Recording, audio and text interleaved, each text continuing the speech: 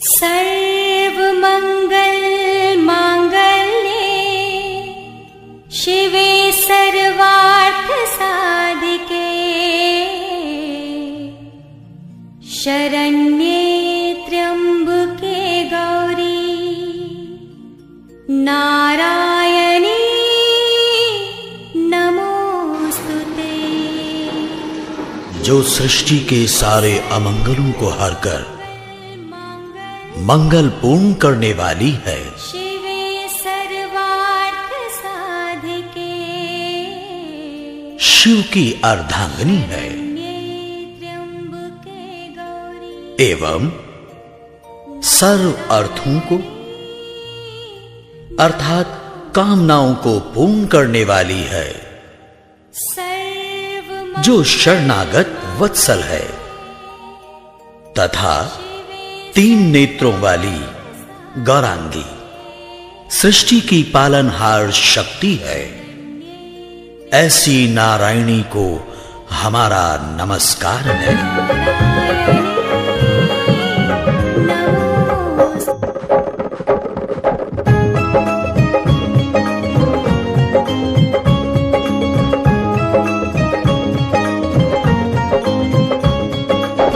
मन की मुरादें पूरी कर मां, दर्शन करने को मैं तो आऊंगी, दर्शन करने को मैं तो आऊंगी।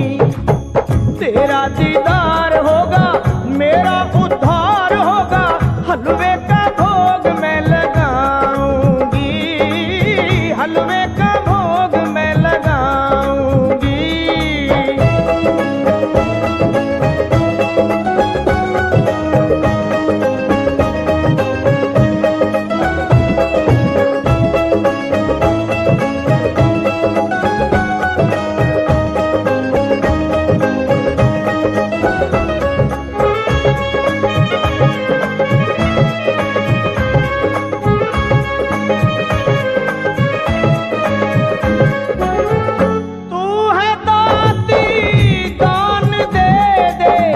मुझको अपना जान कर,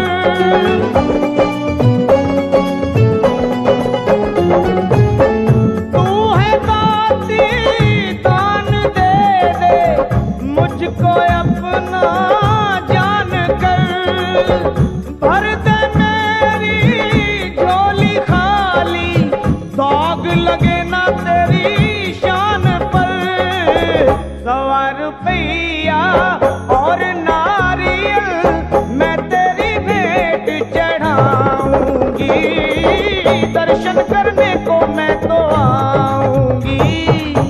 तेरा दीदार होगा मां, मेरा उद्धार होगा, हलवे का भोग मैं लगाऊंगी, हलवे का भोग मैं लगाऊंगी।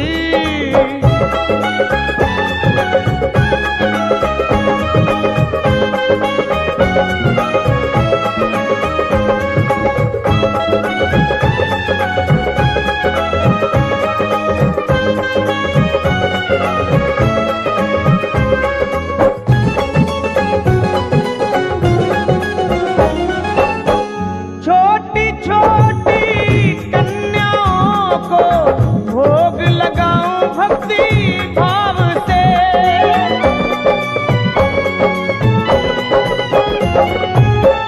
छोटी छोटी कन्याओं को भोग लगाऊं भक्ति भाव से। तेरा जगराता कराऊं मैं तो मां बड़े चाव से। लाल ध्वजा ले करके माता तेरे भवन पे लहराऊंगी, दर्शन करने को मैं तो आऊंगी। मन की मुरादें पूरी कर मां, दर्शन करने को मैं तो आऊंगी, दर्शन करने को मैं तो आऊंगी मां।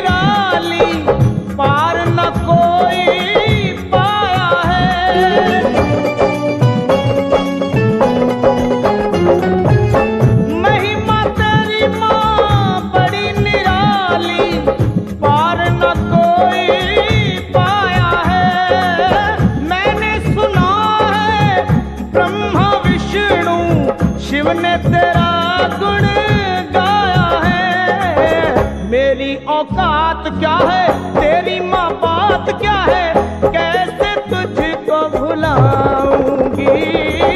दर्शन करने को मैं तो आऊंगी, तेरा दीदार होगा, मेरा उद्धार होगा, हलवे का भोग मैं लगाऊंगी, हलवे का भोग मैं लगाऊंगी।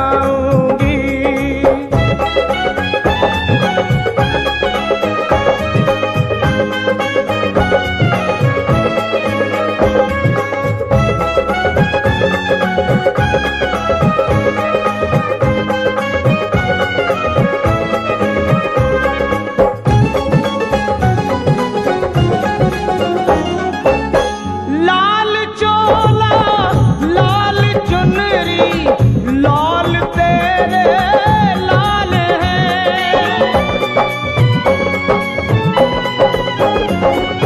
माँ लाल चोला लाल चुनरी लाल ही तेरे लाल है। तेरी जिस पर हो दया माँ वो तो माला माल है। श्याम सुंदर और लखा बालक है तेरे, उनको भी संग में मैं लाऊंगी। दर्शन करने को मैं तो आऊंगी माँ, तेरा दीदार होगा, मेरा उद्धार होगा, हलवे का भोग मैं लगाऊंगी, हलवे का भोग मैं लगाऊंगी। दर्शन करने को मैं तो आऊंगी, हलवे का भोग मैं लगाऊंगी। दर्शन करने को मैं तो आऊंगी, हलवे का भोग मैं लगाऊंगी माँ। माँ शेरा वाली, हे पहाड़ा वाली माँ, तू ही इस जगत में उजाला फैलाती है, अंधेरों को मिटाती है।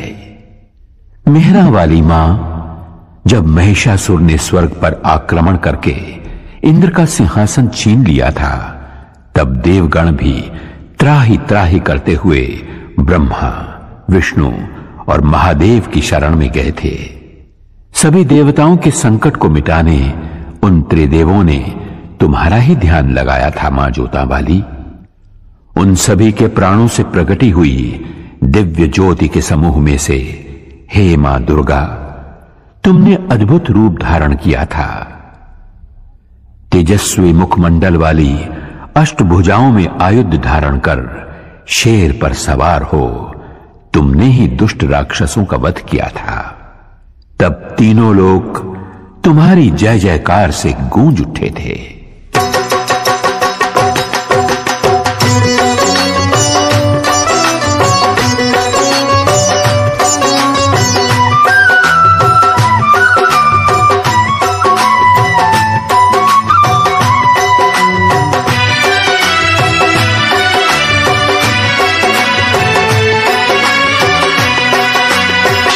सवार होके आजा शेरा वाली, शेर पे सवार होके आजा शेरा वाली, शेर पे सवार होके आजा शेरा वाली, शेर पे सवार होके आजा शेरा वाली। सोए हुए भाग्य जगा जा शेरा वाली, शेर पे सवार होके आजा शेरा वाली, शेर पे सवार होके आजा शेरा वाली, शेर पे सवार होके आजा शेरा वाली। शेरा वाली माँ जोता वाली, शेरा वाली माँ जोता वाली।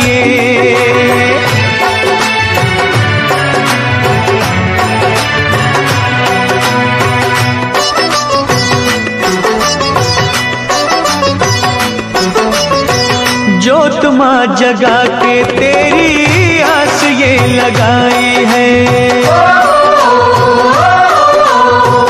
जोत माँ जगा के तेरी ये लगाई है।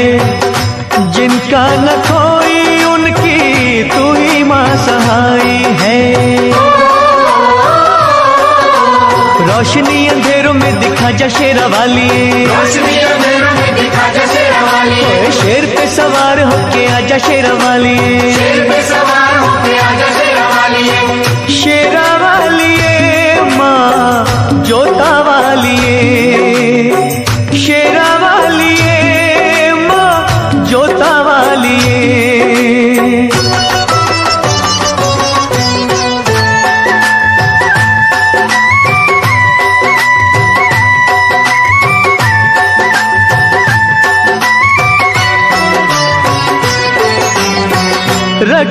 मलाज इन अखियों के तारों की,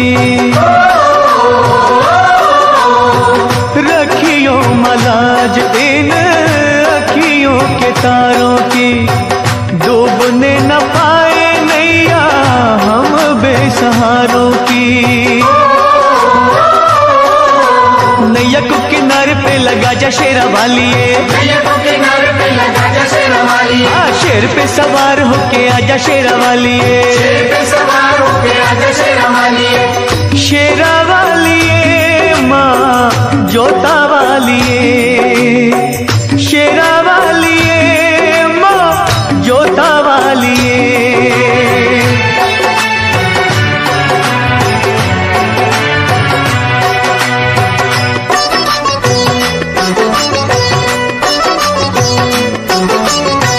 सच्चे दिल से दानू जी ने जब था बुलाया माँ, सच्चे दिल से ध्यानू जी ने जब था बुलाया माँ। कटा हुआ शीश तूने घोड़े का लगाया माँ। भक्तों की आन को बचा जा शेरा वाली, भक्तों की आन को बचा जा शेरा वाली। ओए शेर पे सवार होके आजा शेरा वाली, शेर पे सवार होके आजा शेरा वाली। शेरा वालिए माँ जोता वालिए, शेरा वालिए माँ जोता वालिए। शेर पे सवार होके आजा शेरा वालिए, शेर पे सवार होके आजा शेरा वाली। ओए शेर पे सवार होके आजा शेरा वालिए, शेर पे सवार होके आजा शेरा वाली। शेर पे सवार होके आजा शेरा वालिए, शेर पे सवार होके आजा शेरा वालिए, शेर पे सवार होके आजा शेरा वालिए, शेर पे सवार होके आजा शेरा वालिए। मां शेरा वाली के भक्तों की हर बात निराली होती है। मां के भक्त की बातों की गहराइयों में छिपे हुए ज्ञान के मोतियों को मां का सच्चा भक्त ही परख सकता है। माता वैष्णो का परम भक्त एक किसान था, कड़ी मेहनत करता था और मस्त रहता था। एक दिन मदनपुरा का राजा घोड़े पे सवार हो उस ओर से निकला। पसीने से तरबतर किसान को देखकर बोला, भाई इतनी मेहनत करके कितना कमा लेते हो? किसान ने कहा, हे राजन, मुझे जितना चाहिए उतना मां शेरा वाली की कृपा से मिल जाता है। मजदूरी करके जो भी मिलता है उसके 4 हिस्से कर देता हूं। राजा ने पूछा, वो क्यों भला? एक हिस्सा खाने के लिए, एक हिस्सा पिछला कर्ज चुकाने के लिए, एक हिस्सा आगे के खर्च के लिए और एक हिस्सा पानी में फेंकने के लिए। राजा ने किसान से पूछा, तुम्हारी बातें रहस्यपूर्ण हैं। समझाते हुए किसान ने कहा, एक हिस्सा मेरा और मेरे बीवी बच्चों का, यह हुआ खाने का। एक हिस्सा मेरे बूढ़े मां बाप का खर्च, यह हुआ पुराना कर्ज। एक हिस्सा मेरे बाद वाली पीढ़ी के लिए, यह हुआ आगे का खर्च। एक हिस्सा दान में देना, यह हुआ पानी में फेंकना।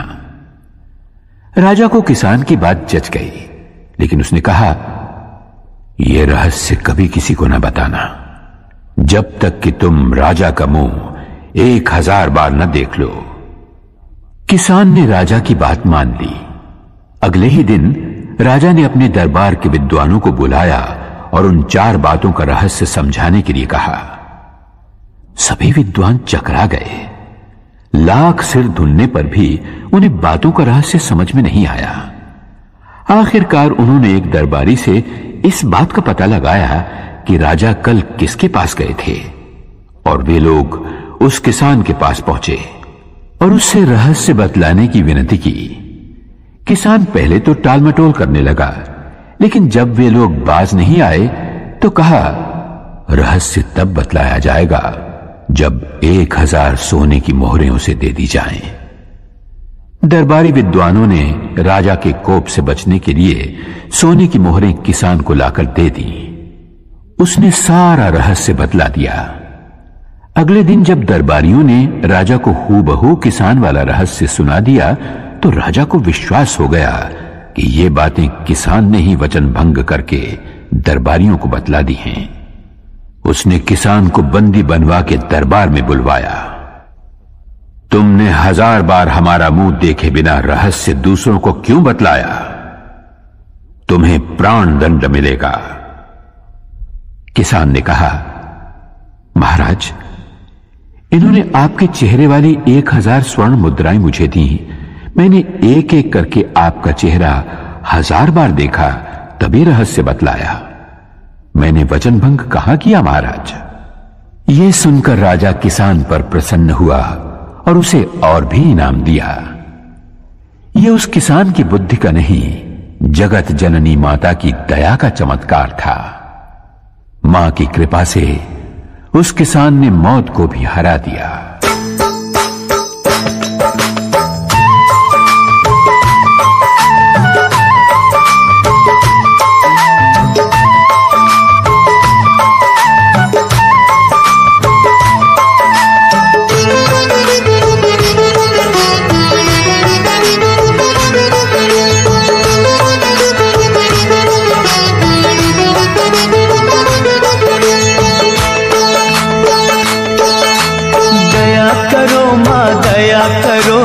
अब तो मुझ पर दया करो, दया करो माँ दया करो, अब तो मुझ पर दया करो। देर भई बड़ी देर भई, यूं न देर लगाया करो।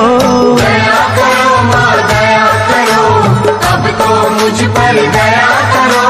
दया करो माँ दया करो, अब तो मुझ पर दया करो।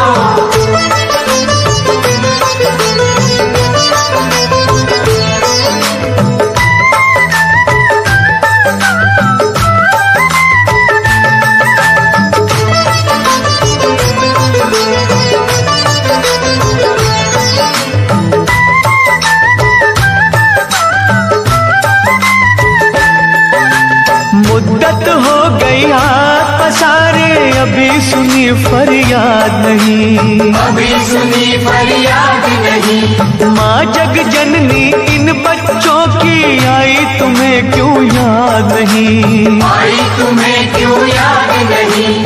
हम हैं बड़े कमजोर, हम हैं बड़े कमजोर, हमारा सब्र न यूं आजमाया करो। दया करो माँ दया करो, अब तो मुझ पर दया करो। दया करो माँ दया करो, अब तो मुझ पर दया करो।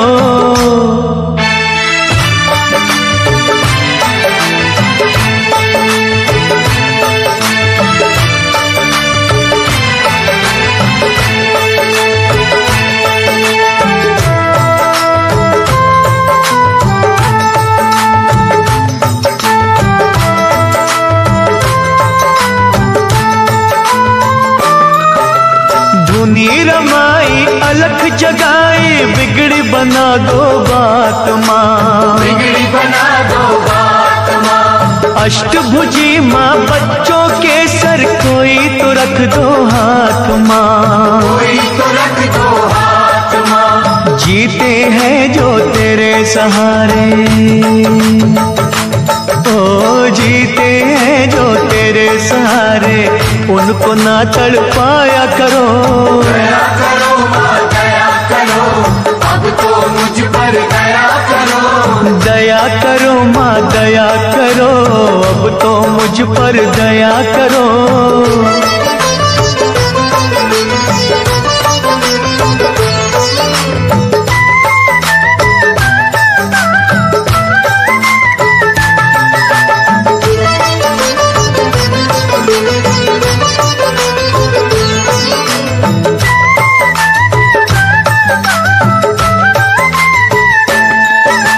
सच्चे मन से चिंता हरणी, हम तो पुकारे जाएंगे, हम तो पुकारे जाएंगे।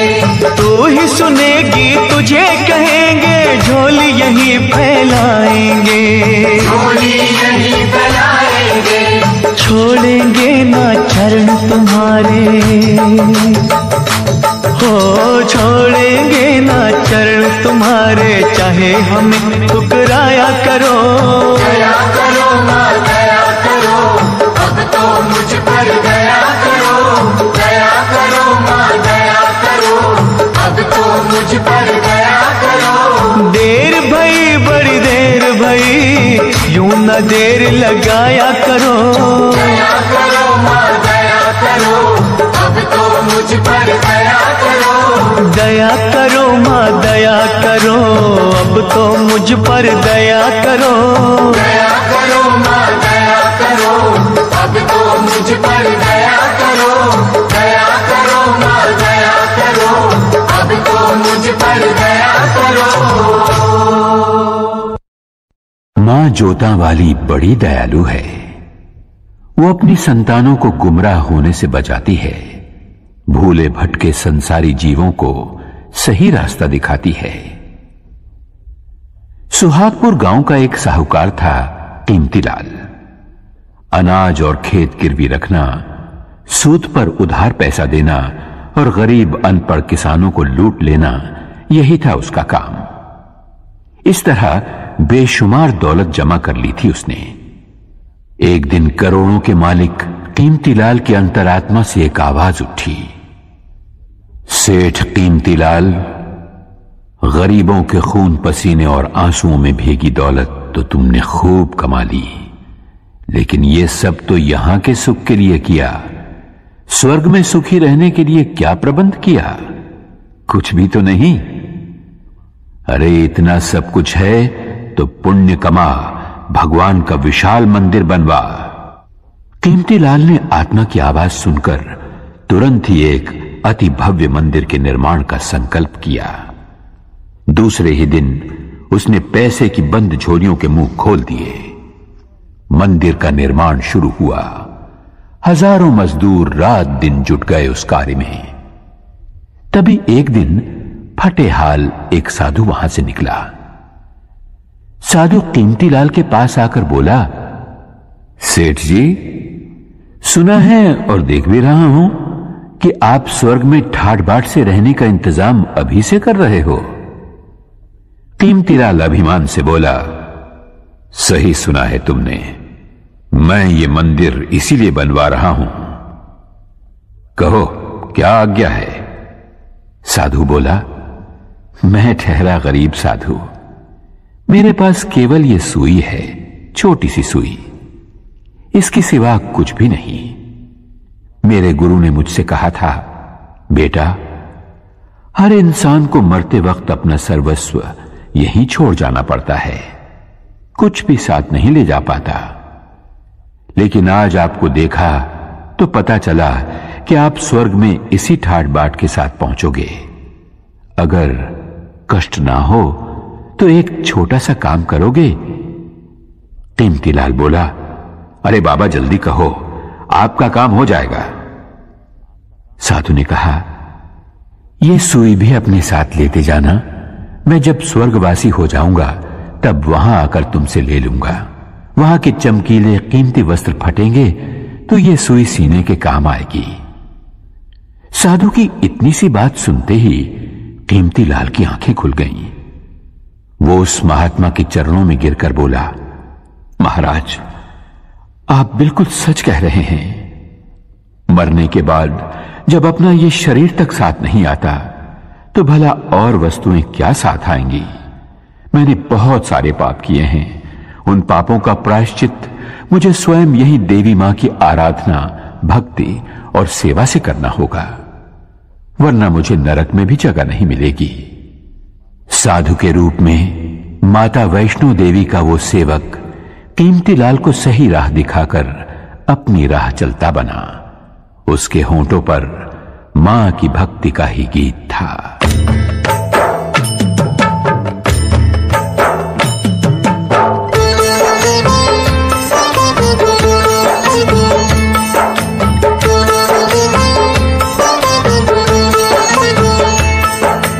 अपना काम है चरणों में तेरे मां देना अर्जी, खैर देना या ना देना मैया ये तुम्हारी मर्जी। अपना काम है चरणों में तेरी माँ देना अर्जी, खैर देना या न देना मैया ये तुम्हारी मर्जी।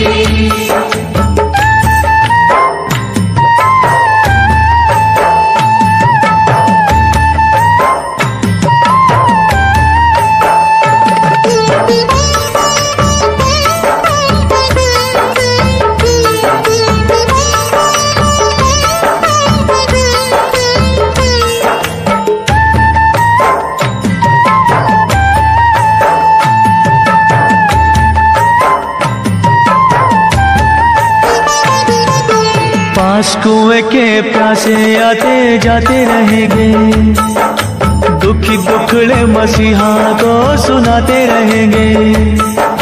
कोई तुझसे भवानी माँ जायदाद मांगेगा, कोई पलड़ा फैला के माँ औलाद मांगेगा।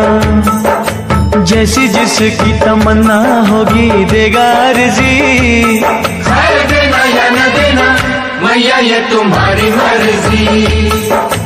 अपना काम है चरणों में तेरी माँ देना अर्जी, खैर देना या न देना मैया ये तुम्हारी मर्जी।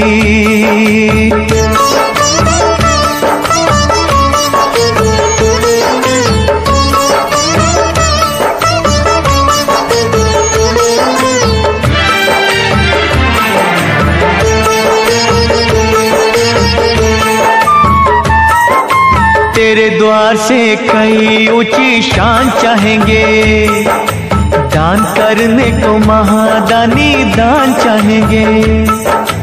कुछ तुझसे मवर सीधा सादा मांगेंगे, कुछ अपनी औकात से भी ज्यादा मांगेंगे। जैसी जिसकी तलब होगी देगा अर्जी, खैर देना या न देना मैया ये तुम्हारी मर्जी। अपना काम है चरणों में तेरी माँ देना अर्जी, खैर देना या न देना मैया ये तुम्हारी मर्जी।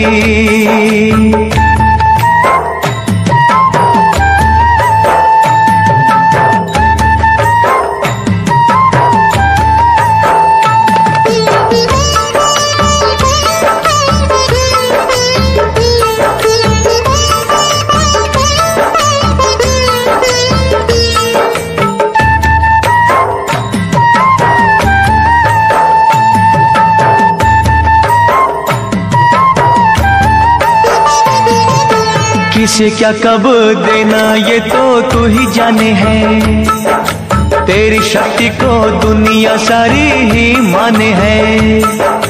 भक्ति भाव से जिसने तेरा नाम लिया है, तूने गिरते हुए को आकर थाम लिया है। समझ होगी जैसे भी जिसकी देगा अर्जी, खैर देना या न देना मैया ये तुम्हारी मर्जी। अपना काम है चरणों में तेरी माँ देना अर्जी, खैर देना या न देना मैया ये तुम्हारी मर्जी। खैर देना या न देना मैया ये तुम्हारी मर्जी। खैर देना या न देना मैया ये तुम्हारी मर्जी। मैया पहाड़ा वाली की लीला ही न्यारी है। वो अपने भक्तों पर दया अवश्य करती है, परंतु कठोर परीक्षा लेने के बाद। गरीब दास बहुत ही गरीब था। दूसरों की सुख संपत्ति देखकर उसका मन भी ललचाया करता था। वो चाहता था कि उसके झोपड़े की जगह जवाहरात से जड़ा सोने का महल हो, ऐसा महल जिसे देख बड़े बड़े राजा महाराजा चक्रवर्ती सम्राट भी तरस जाएं। धन वैभव प्राप्ति के लिए गरीबदास ने सब देवी देवताओं से मन्नतें मांगी, लेकिन बात न बनी। तब एक साधु के कहने पर गरीबदास ने माता भगवती को अपने हृदय मंदिर में बिठाया। उसी का दिन रात सुमिरन करते हुए वो आगे बढ़ा। कई दिनों तक चलते रहने के बाद वो पहुंचा एक सुनसान बियाबान जंगल में, जहां उसे एक बुढ़िया मिली। वो बोली, बेटे, क्या खोजने के लिए इस तरह भटक रहा है? गरीबदास ने अपने मन की इच्छा उस बुढ़िया को बताई तो वो बुढ़िया बोली, अरे पगले, तू जिस खजाने की खोज में भटक रहा है वो तो वहां सामने वाली पहाड़ की नीचे वाली गुफा में छिपा है। जा, वहां जाकर जितने रतन उठा सके उठा ले। गरीबदास की खुशी का पार न रहा। बुढ़िया ने जो जगह बतलाई थी वो उसने ढूंढ निकाली। चट्टान हटाकर वो गुफा में दाखिल हुआ। वहां बिखरे पड़े अमूल्य हीरे जवाहरात की चकाचौंध से गरीबदास की आंखें चुंधिया गईं।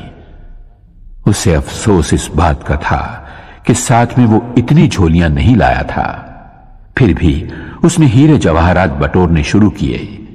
तभी ऊपर गड़गड़ाहट सुनकर वो घबराया। चट्टान ऐन गुफा के मुंह के पास लुढ़कती हुई आई और गुफा का द्वार बंद हो गया।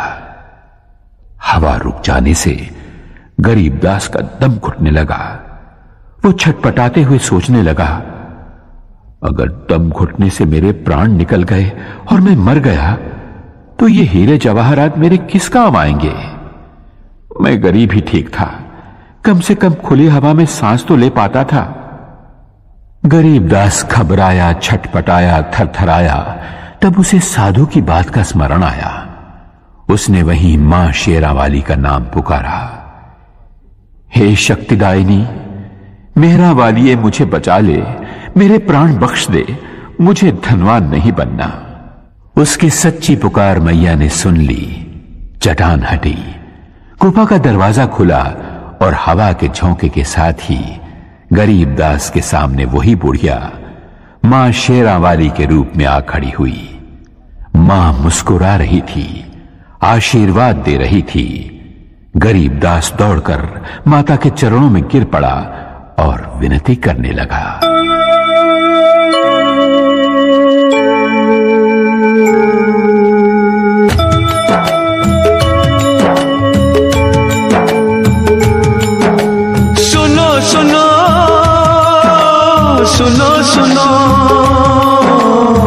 सुनो सुनो बिनती माँ मेरी, सुनो सुनो बिनती माँ मेरी। मुझको तू ठुकराना ना, भटके को भटकाना ना। सुनो सुनो बिनती माँ मेरी। सुनो सुनो बिनती माँ मेरी।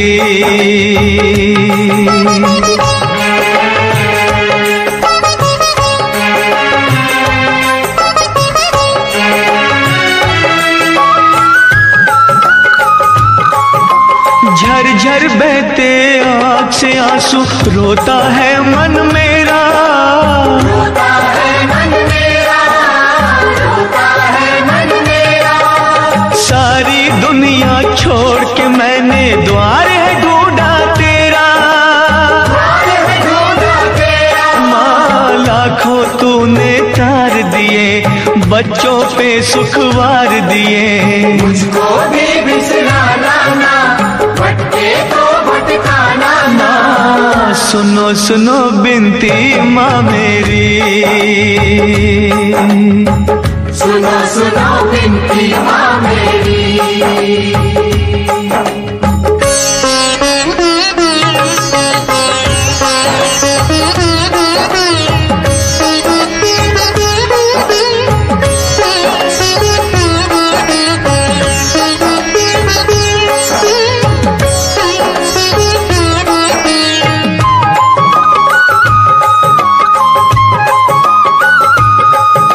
सत्य कर्म और धीरज मन का तुझसे है सब लेना, तुझसे है सब लेना, तुझसे है सब लेना।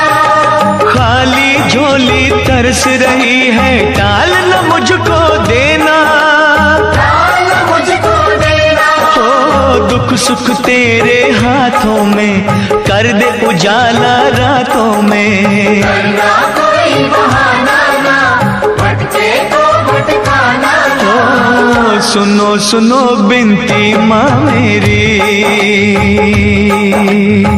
सुनो सुनो बिनती माँ मेरी।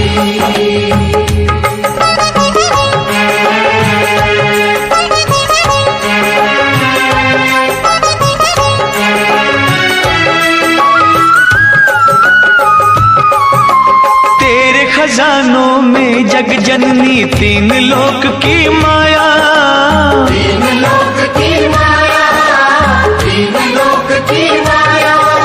सृष्टि के हर जीव ने तुझसे जो मांगा सो पाया, जो मांगा सो पाया। हो मैं भी खड़ा हूँ दर तेरे, दुख संताप तू हर मेरे।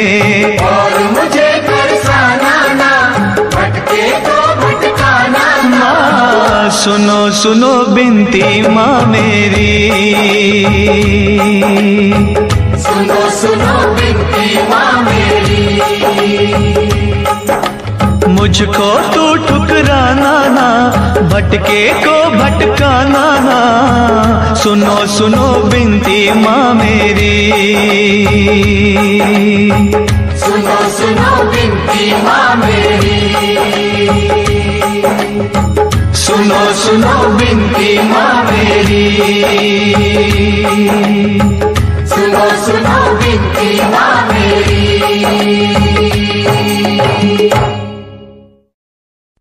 मां शेरा वाली ने हम सभी को सबसे कीमती ये मानव जन्म और मनुष्य का शरीर दिया है। फिर भी हमारी आंखों के आगे अज्ञान का जो पर्दा है, उस कारण हम असली धन को देख नहीं पाते। एक नौजवान गरीबी से तंग आकर अपने भाग्य को कोसने लगा।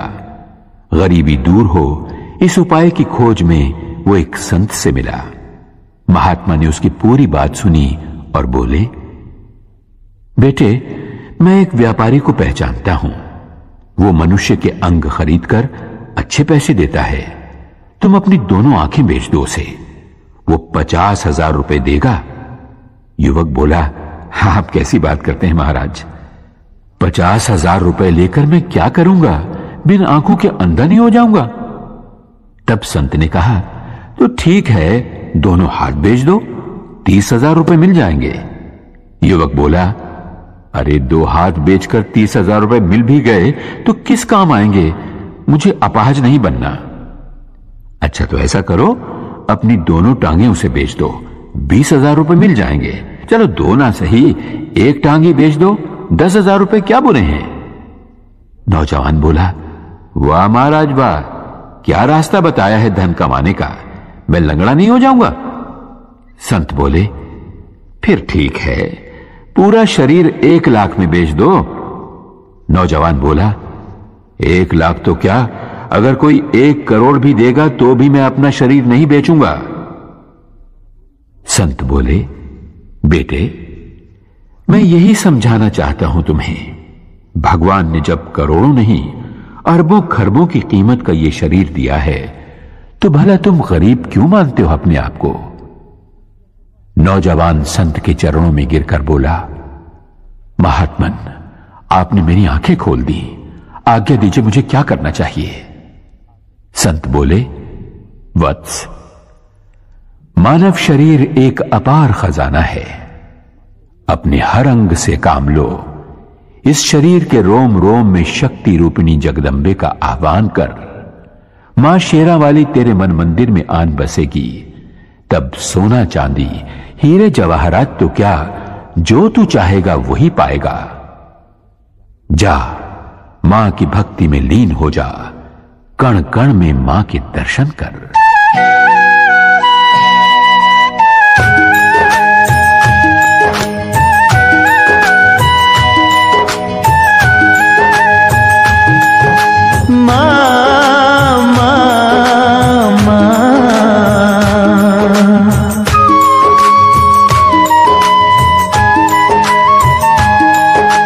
बसी हो कण कण अंदर मां,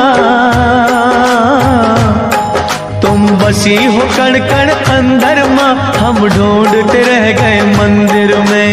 बसी हो कण कण अंदर मां, हम ढूंढते रह गए मंदिर में। हम मूढ़मती हम अनजाने, हम मूढ़मती हम अनजाने, मां सार तुम्हारा क्या जाने। बसी हो कण कण अंदर मां, हम ढूंढते रह गए मंदिर में। तुम बसी हो कण कण अंदर मां, हम ढूंढते रह गए मंदिर में।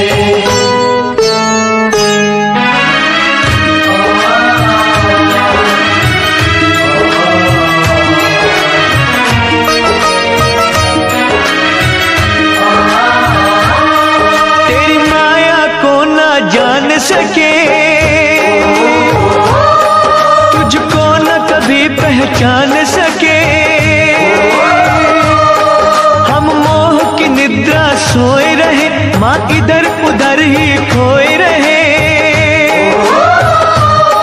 तू सूरज तू ही चंद्रमा, तू सूरज तू ही चंद्रमा, हम ढूंढते रह गए मंदिर में। मसीह बनकर अंदर ना हम ढूंढते रह गए मंदिर में। तुम मसीह बनकर अंदर ना हम ढूंढते रह गए मंदिर में।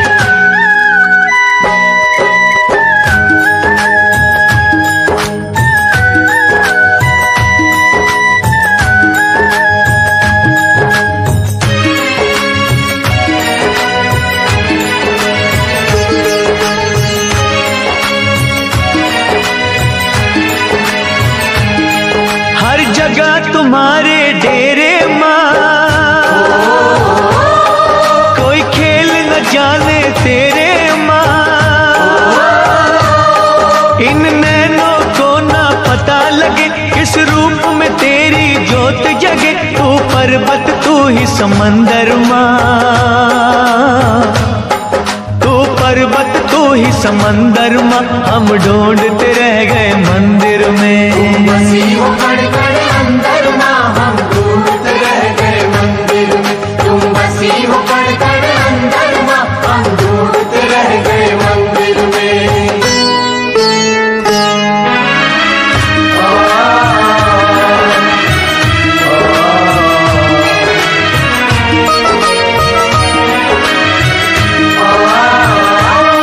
कोई कहता तुम ही पवन में हो, अगन में हो। कहते हैं अंबर और जमीन तुम सब कुछ हो, हम कुछ भी नहीं। फल फूल तुम ही हो तरवरमा, फल फूल तुम ही हो तरवरमा, हम ढूंढते रह गए मंदिर में। हम ढूंढते रह गए मंदिर में, हम ढूंढते रह गए मंदिर में। दुर्भागी और अभिमानी मनुष्य दयाहीन होकर अनजाने में पापों की गठरियां बांध लेते हैं। एक रानी थी, नाम था रूपमती। एक दिन वन विहार करते करते वो एक नदी के तट पर जा पहुंची। सहेलियों के साथ उसका जी चाहा कि स्नान किया जाए, पर जैसे ही उसने नदी के पानी में पांव रखा, उसके शरीर में कपकपी आ गई। पानी बहुत ही ठंडा था। जैसे तैसे उसने डुबकी लगाई और बाहर आ गई। बाहर जोरों की हवा चल रही थी। पूरा शरीर थरथराने लगा। रानी ने दासियों से कहा, लकड़ियों का प्रबंध करो ताकि उन्हें जलाकर बदन को गरमाया जा सके। जब लकड़ियों का प्रबंध ना हो पाया तो रानी ने नदिया के पास ही बनी एक गरीब की झोपड़ी में आग लगा देने की आज्ञा दी। वैसा ही किया गया, लेकिन देखते ही देखते आग आसपास की झुग्गियों में फैल गई। कोलाहल मच गया। एक साथ कई गरीब बेघर हो गए। रानी का काम तो हो गया, पर गरीबों की बस्ती खाक हो गई। राजा न्यायप्रिय था। प्रजाजनों की फरियाद सुनकर उसने हुक्म दिया, रानी को महल से घसीटकर बाहर लाओ, उसे गंदे फटे कपड़े पहनाकर दरबार में हाजिर करो। वैसा ही किया गया। राजा ने कहा, अरे निष्ठुर, तूने बहुत बड़ा पाप किया है। तू अपने सुख के लिए दूसरों की व्यथा न समझ पाई। मैं तुझे इसकी कड़ी सजा देता हूं। आज से भीख मांग मांग कर जब तक तू इन बेघरों के लिए रहने के झोंपड़ों का इंतजाम नहीं कर देती, तब तक तुझे इस महल में नहीं आने दूंगा। देवी मां अपने भक्त जनों पर कभी आंच नहीं आने देती, क्योंकि मां का न्याय सदा ही दुखियों को दुखों से बचाता रहता है।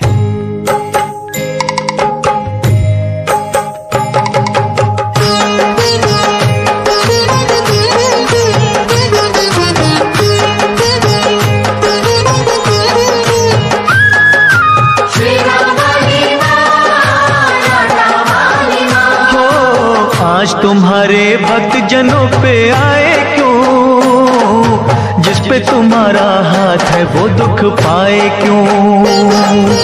आज तुम्हारे भक्त जनों पे आए क्यों, जिस पे तुम्हारा हाथ है वो दुख पाए क्यों, जिस पे तुम्हारा हाथ है वो दुख पाए क्यों।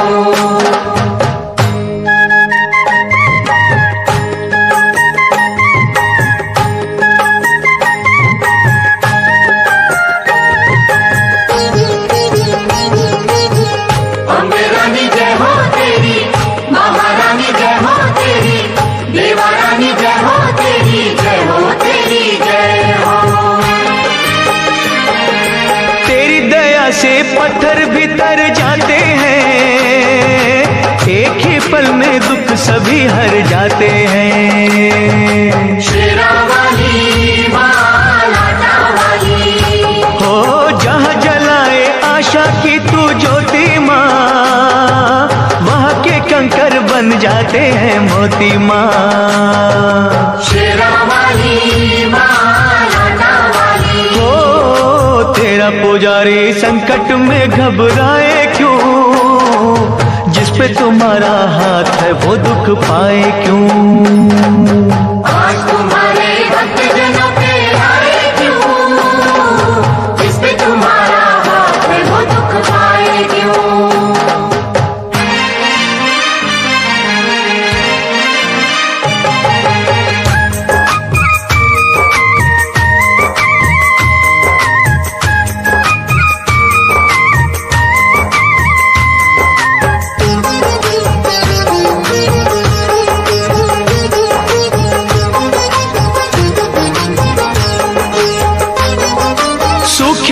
तू जल थल करने वाली माँ, गागर में तू सागर भरने वाली माँ। शेरा वाली माँ लाटा वाली हो जादू तेरा बोले है सर चढ़ के माँ, तू चाहे तो मुर्दों का दिल धर के माँ।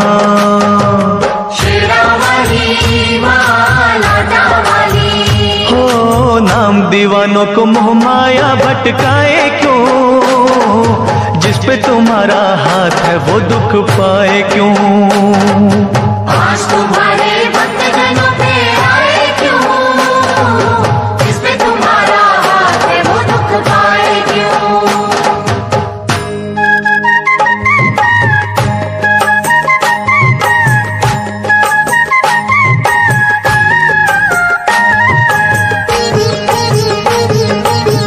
महाकाली जय हो तेरी, भद्रकाली जय हो तेरी, खंडे वाली जय हो तेरी, जय हो तेरी जय हो।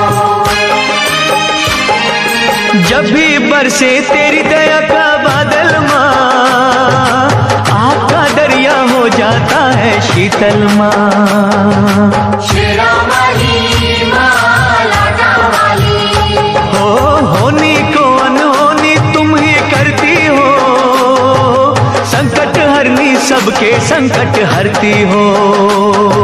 शेरा वाली माँ लाटा वाली हो फिर ये तेरा बंदा नीर बहाए क्यों, जिस पे तुम्हारा हाथ है वो दुख पाए क्यों। आज तुम्हारे भक्त जनों पे आए क्यों, जिस पे तुम्हारा हाथ है वो दुख पाए क्यों। दुर्भागी और अभिमानी मनुष्य दयाहीन होकर अनजाने में पापों की गठरियां बांध लेते हैं। एक रानी थी, नाम था रूपमती। एक दिन वन विहार करते करते वो एक नदी के तट पर जा पहुंची। सहेलियों के साथ उसका जी चाहा कि स्नान किया जाए, पर जैसे ही उसने नदी के पानी में पांव रखा, उसके शरीर में कपकपी आ गई। पानी बहुत ही ठंडा था। जैसे तैसे उसने डुबकी लगाई और बाहर आ गई। बाहर जोरों की हवा चल रही थी। पूरा शरीर थरथराने लगा। रानी ने दासियों से कहा, लकड़ियों का प्रबंध करो ताकि उन्हें जलाकर बदन को गरमाया जा सके। जब लकड़ियों का प्रबंध ना हो पाया तो रानी ने नदिया के पास ही बनी एक गरीब की झोपड़ी में आग लगा देने की आज्ञा दी। वैसा ही किया गया, लेकिन देखते ही देखते आग आसपास की झुग्गियों में फैल गई। कोलाहल मच गया। एक साथ कई गरीब बेघर हो गए। रानी का काम तो हो गया, पर गरीबों की बस्ती खाक हो गई। राजा न्यायप्रिय था। प्रजाजनों की फरियाद सुनकर उसने हुक्म दिया, रानी को महल से घसीट कर बाहर लाओ, उसे गंदे फटे कपड़े पहनाकर दरबार में हाजिर करो। वैसा ही किया गया। राजा ने कहा, अरे निष्ठुर, तूने बहुत बड़ा पाप किया है। तू अपने सुख के लिए दूसरों की व्यथा न समझ पाई। मैं तुझे इसकी कड़ी सजा देता हूं। आज से भीख मांग मांग कर जब तक तू इन बेघरों के लिए रहने के झोंपड़ों का इंतजाम नहीं कर देती, तब तक तुझे इस महल में नहीं आने दूंगा। देवी मां अपने भक्त जनों पर कभी आंच नहीं आने देती, क्योंकि मां का न्याय सदा ही दुखियों को दुखों से बचाता रहता है।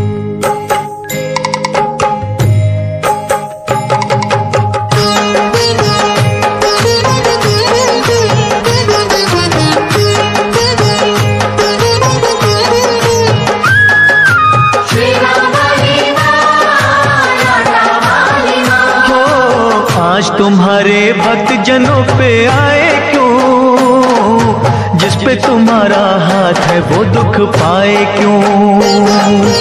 आज तुम्हारे भक्त जनों पे आए क्यों, जिस पे तुम्हारा हाथ है वो दुख पाए क्यों, जिस पे तुम्हारा हाथ है वो दुख पाए क्यों।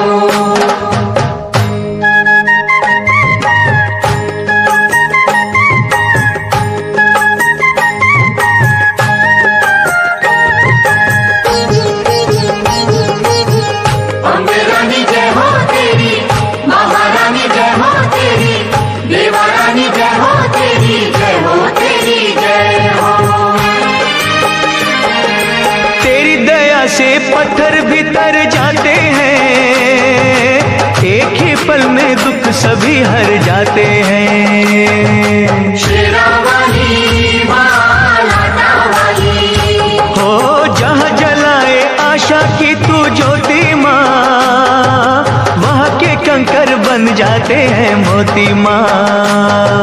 शेरा वाली मां, लाटा वाली हो तेरा पुजारी संकट में घबराए क्यों, जिस पे तुम्हारा हाथ है वो दुख पाए क्यों। आज तुम्हारे भक्त जनों पे आए क्यों, जिस पे तुम्हारा हाथ है वो दुख पाए क्यों।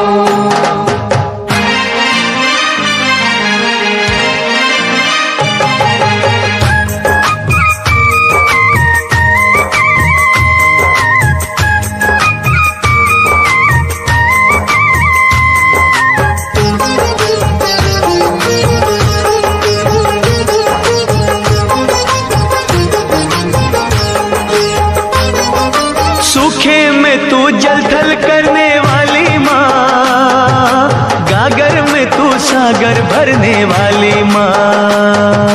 शेरा वाली मां, लाटा वाली हो जादू तेरा बोले है सर चढ़ के माँ, तू चाहे तो मुर्दों का दिल धर के माँ। शेरा वाली मां, लाटा वाली हो नाम दीवानों को मोह माया भटकाए क्यों, जिस पे तुम्हारा हाथ है वो दुख पाए क्यों। आज तुम्हारे भक्त जनों पे आए क्यों, जिस पे तुम्हारा हाथ है वो दुख पाए क्यों।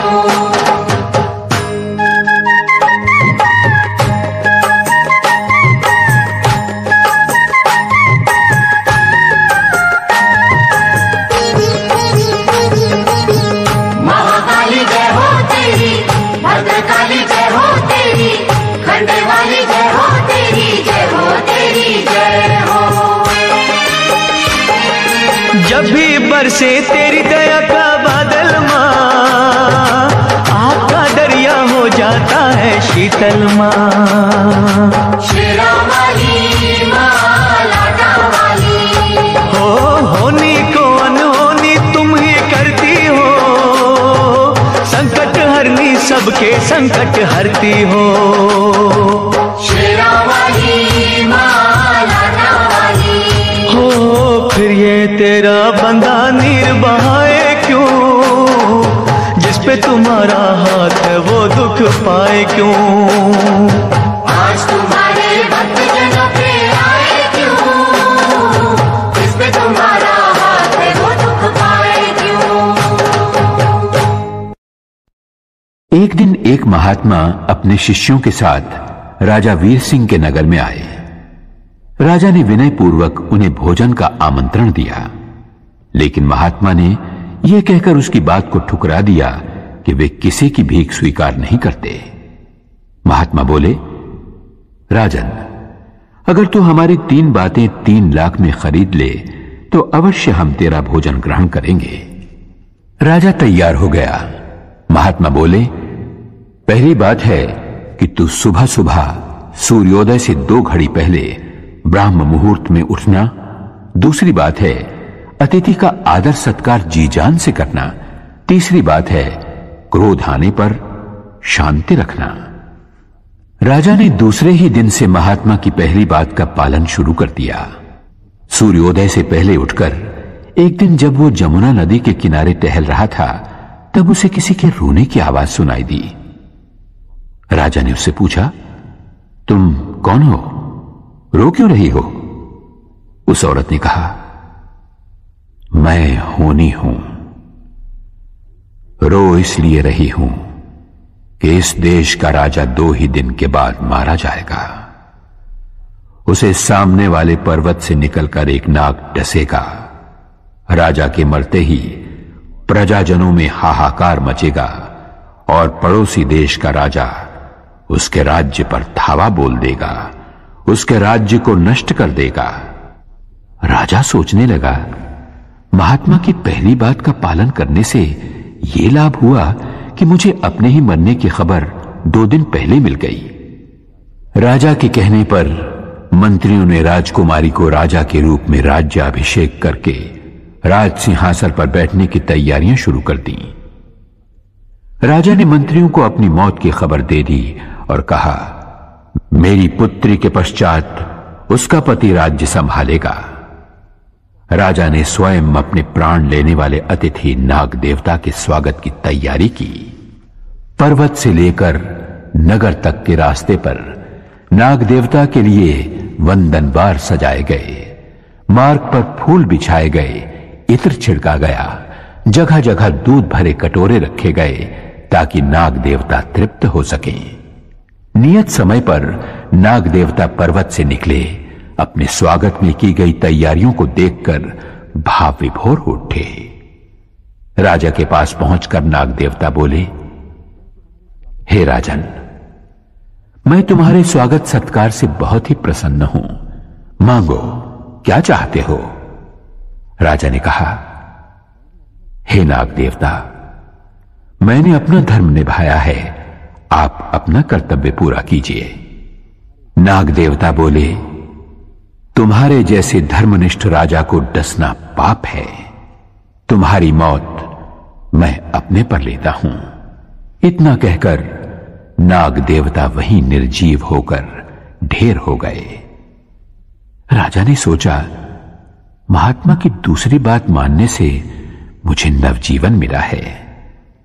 प्रजाजनों और दरबारी सभासदों की जय जयकार के बीच राजा महल में पहुंचा। अपनी रानी को एक पराये पुरुष से गले मिलते हुए देखकर उसे क्रोध आया। उसका हाथ तलवार की ओर बढ़ा। तभी उसे महात्मा की तीसरी बात याद आई। महात्मा ने कहा था, क्रोध आने पर शांति रखना। और जैसे ही राजा क्रोध पर काबू पाकर आगे बढ़ा तो देखा उसकी राजकुमारी पुरुष वेश में अपनी मां के गले लग रही थी। राज्याभिषेक से पहले राजकुमारी ने राजा की आज्ञा के अनुसार पुरुष वेश धारण किया था। महात्मा की तीनों बातों ने ये 3 चमत्कार कर दिखाए। जब मां की कृपा होती है तो वो अपने भक्तों की झोलियां वरदानों से इसी प्रकार भर देती है। भर दे भर दे माँ झोलियाँ भर दे। भर दे माँ झोलियाँ भर दे। माँ अपने भक्तों का कल्याण कर दे। माँ अपने भक्तों का कल्याण कर दे। भर दे माँ झोलियाँ भर दे। भर दे माँ झोलियाँ भर दे। ओ सारे जग की वाली, ओ सारे जग की वाली, ओ ऊंचे मंदिरों वाली, ऊंचे मंदिरों वाली, द्वार तुम्हारे आकर मैया, द्वार तुम्हारे आकर मैया, कहता है हर एक सवाली। भर दे माँ झोलियाँ भर दे। भर दे माँ झोलियाँ भर दे।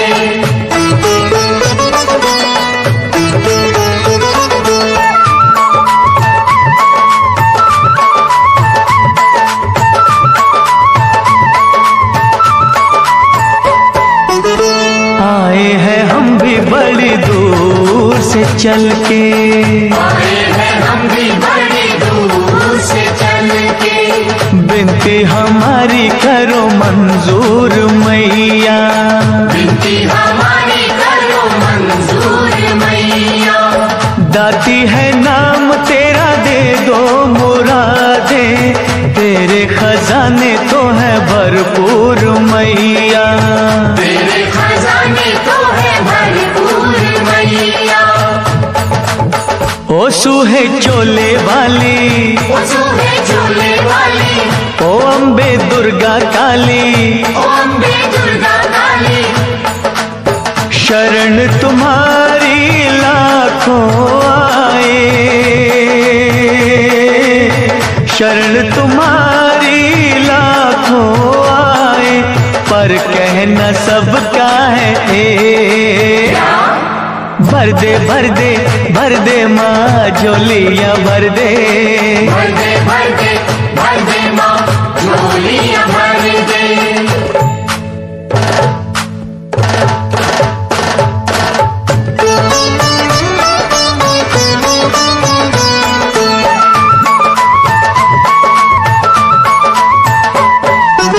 सागर से दो बूंद हम भी जो ले ले, सागर से दो बूंद हम भी जो ले ले, सागर का अम्बे मैया कुछ ना घटेगा, सागर का अम्बे मैया कुछ ना घटेगा।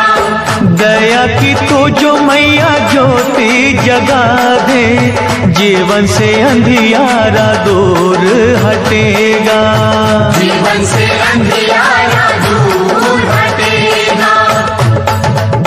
ओ सच्ची जोता वाली, ओ सच्ची जोता वाली, ओ दुनिया की रखवाली, ओ दुनिया की रखवाली, चरण कमल पे झुके अनेकों, चरण कमल पे झुके अनेकों, पर इच्छा सबकी है एक। भर दे माँ झोलियाँ भर दे। भर दे माँ झोलियाँ भर दे।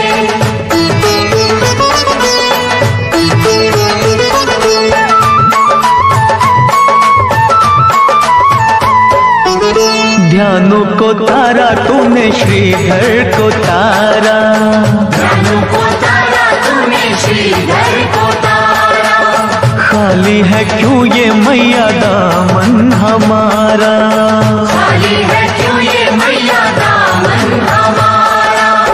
मैया खेवैया बन तारो ये नैया, होगा ये एहसान हम पे तुम्हारा, होगा ये एहसान हम पे तुम्हारा।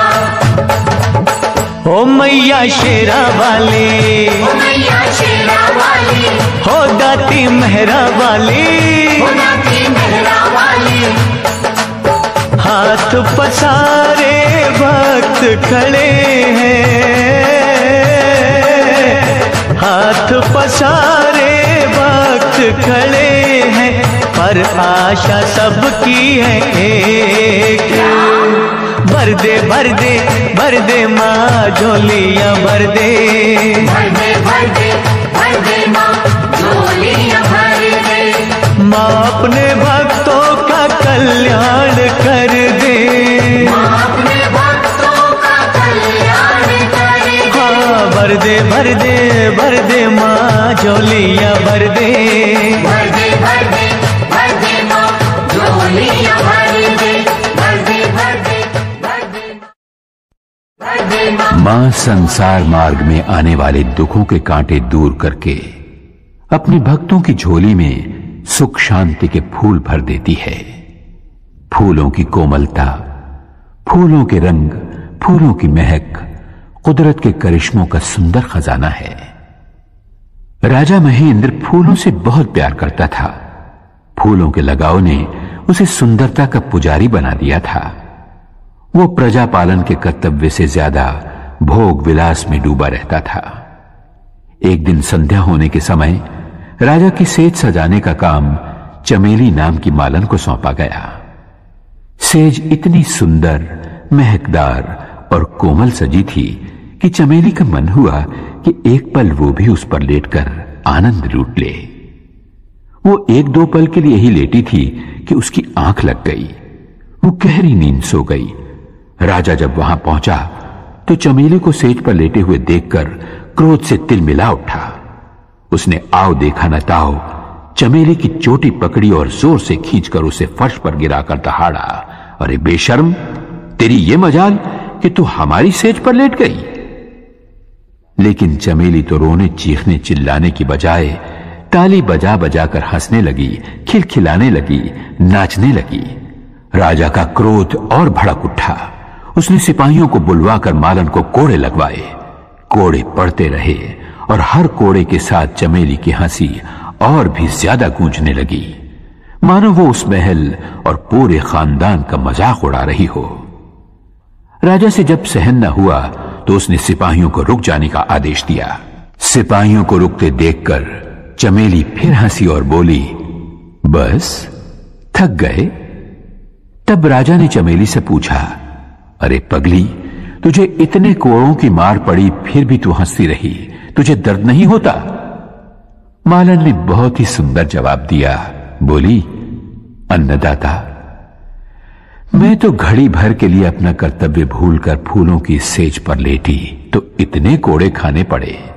हंसी तो इस बात की आ रही है कि जो राजा यानी आप मां जगदम्बे की भक्ति और प्रजा पालन के कर्तव्य को भूलकर रात दिन भोग विलास में खोया रहता है, उसे भला कितनी बड़ी सजा मिलेगी। और इतना कहकर फिर चमेली हंसने लगी। राजा का सर शर्म से झुका जा रहा था, चेहरा मुरझाने लगा था। उसे अपनी भूल का एहसास हो चुका था। वो मन ही मन मां से प्रार्थना करने लगा।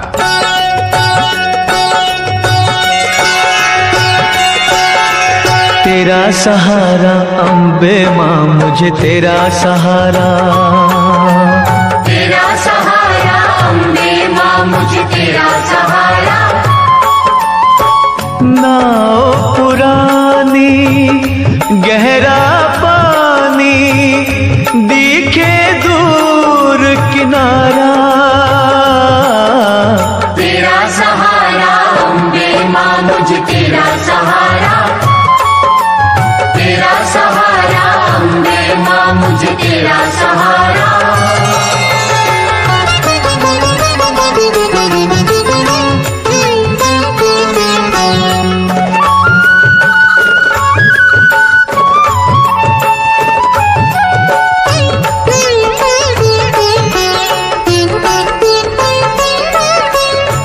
दुख हरनी मां जगदम्बे, मेरी चिंता हर लो। मेरी चिंता हर लो, मेरी चिंता हर लो। हो सुखदाती मां, सुखों से मेरी झोली भर दो, मेरी झोली भर दो, मेरी झोली भर दो। मुझे बहाकर लेना जाए तेज समय की धारा, तेरा सहारा अम्बे माँ मुझे तेरा सहारा, तेरा सहारा अम्बे माँ मुझे तेरा सहारा।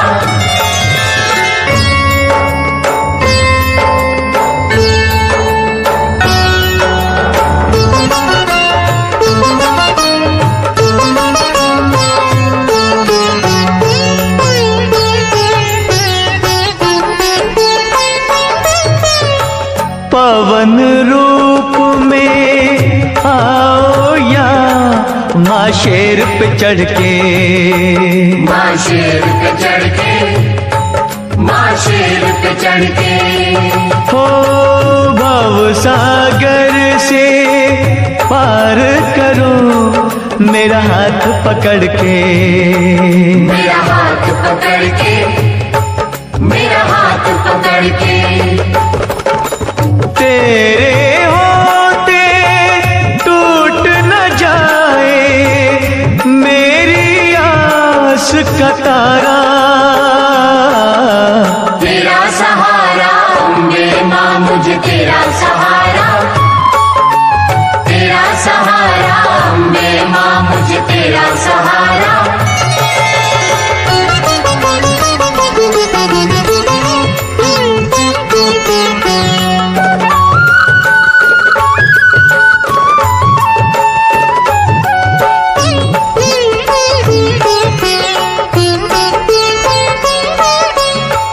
वैरी जग ने कर दिया मेरा छलनी सीना, मेरा छलनी सीना, मेरा छलनी सीना। हो हुआ क्यों तेरे भक्तों का माँ मुश्किल जीना, माँ मुश्किल जीना, माँ मुश्किल जीना। अपनी जो